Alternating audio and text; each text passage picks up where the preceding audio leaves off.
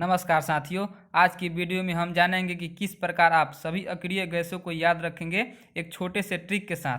और उसके साथ यह भी डिस्कस करेंगे कि किस अक्रिय गैस से संबंधित कौन सा प्रश्न पूछा जाता है एग्जाम में। तो चलिए वीडियो को शुरू कर लेते हैं, आप बने रहिएगा वीडियो के अंत तक। तो सबसे पहले हम आपको याद दिला दें कि अक्रिय गैस होता क्या है। तो अक्रिय गैस या इनर्ट गैस वो होते हैं जो जेनरली रासायनिक अभिक्रियाओं में भाग नहीं लेते हैं और हमेशा फ्री स्टेट में पाए जाते हैं। साथ ही अक्रिय गैस रंगहीन, गंधहीन तथा स्वादहीन होते हैं। तो ट्रिक आपका कुछ इस प्रकार है कि आकर नहीं जाना रहे। किस प्रकार है? आकर नहीं जाना रहे।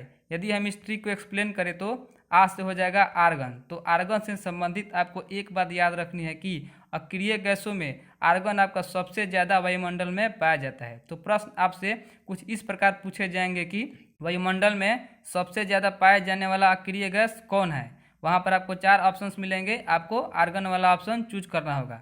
अगर वही आपसे पूछा जाएगा कि ब्रह्मांड में सबसे ज़्यादा पाया जाने वाला अक्रिय गैस कौन है, तो उसका आंसर हीलियम होगा। उसके बाद है आपका कॉर। तो कॉर से हो जाएगा क्रिप्टन।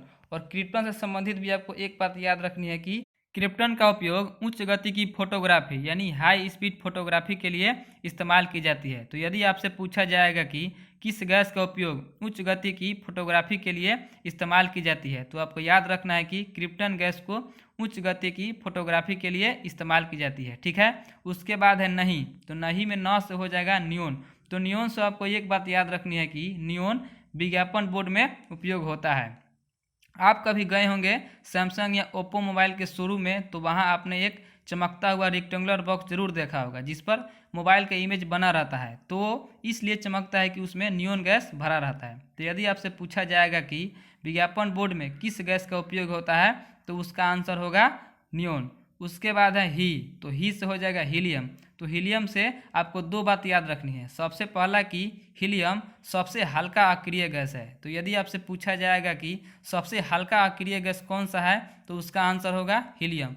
और दूसरा कि हीलियम को हल्का होने के कारण इसे गुब्बारों और वायुयान के टायरों में भरा जाता है। तो यह परीक्षा में बार बार पूछा जाता है कि गुब्बारों और वायुयान के टायरों में कौन सा गैस भरा जाता है, तो उसका आंसर होगा हीलियम। उसके बाद है जाना। तो जाना से हो जाएगा जेनॉन। तो जेनॉन से आपको याद रखना है कि जेनॉन एकलौता अक्रिय गैस है जो फ्लोराइड का निर्माण करता है, यानी यह फ्लोरीन से रिएक्शन करता है। तो आपको भूलना नहीं है, हमेशा याद रखना है कि जेनॉन एकलौता अक्रिय गैस है जो फ्लोराइड का निर्माण करता है। ठीक है। सबसे अंत में है रे। तो रे से हो जाएगा रेडोन। तो रेडोन से एक नहीं बल्कि 3 बातें आपको याद रखनी है जो कि परीक्षा में बार बार पूछा जाता है। सबसे पहला यही कि रेडोन एक रेडियो सक्रिय गैस है, जो आपको मरते दम तक नहीं भूलना है कि रेडोन एक रेडियो सक्रिय गैस है। दूसरा ये कि भूकंप आने से पहले रेडोन गैस में वृद्धि हो जाती है। ये काफ़ी इंटरेस्टिंग बात भी है कि भूकंप आने से पहले रेडोन गैस में वृद्धि हो जाती है। तीसरी ये कि रेडोन को छोड़कर सभी गैसें वायुमंडल में पाई जाती है, यानी जितने भी अक्रिय गैसें हैं उनमें रेडोन को छोड़कर सभी गैसें वायुमंडल में पाई जाती है।